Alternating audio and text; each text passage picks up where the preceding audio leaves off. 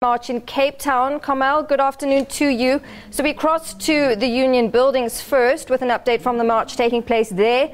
The march being well supported. What's the turnout been like in Cape Town? Yes, Natasha, as you can see, it's a cold and wet Cape Town this afternoon, but people have really come out in their numbers to support this move.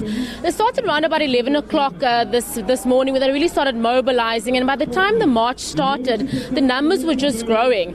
As you can see, people behind me are still staying. They're listening to the messages. They're listening to a move that they really do believe in. And part of that move today was Archbishop Thabo Makgoba, who said that he was also part of it, and the reason that he's here is because that he really wants to remove corruption in South Africa. Archbishop, thank you for speaking to us. You're welcome. You're welcome. Thank you. Just tell me, what is your reason that you are part of this movement?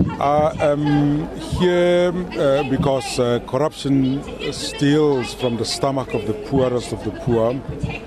Corruption creates unintended consequences of inequality, and it makes us to delude ourselves that we're working for equality. Meanwhile, corruption is eating our strength and our abilities.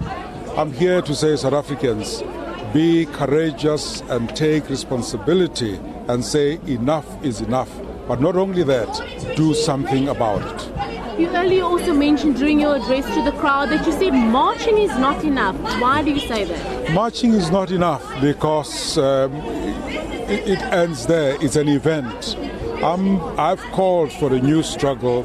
And simply put, the new struggle is about ending inequality of equality. It is about pro-courage, saying from the gogo to the mom, to the rabbi, to the priests, to the Muslim imam, to everyone, African indigenous helper, to a politician, to a business person, take responsibility.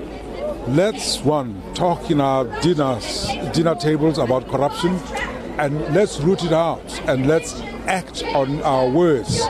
So today will be useless if it's just words, words, and words. We need action now. And then, Archbishop, also just tell me that after today, we understand this is a series of marches that are set to take place. Do you think that a march like this will make a difference? I think a march like this will make a difference because it gives South Africans the permission and the courage to say, our voice counts. We've braved the rain. We can do it. So, courage is also not an event, but it's something that is stepwise. So if you've made the step today, you've heard the messages, you've heard the plea of South Africans, for sure you are determined that you will root it out. Hopefully you are ignited to go and tell. Thank you so much, Archbishop. Thank you.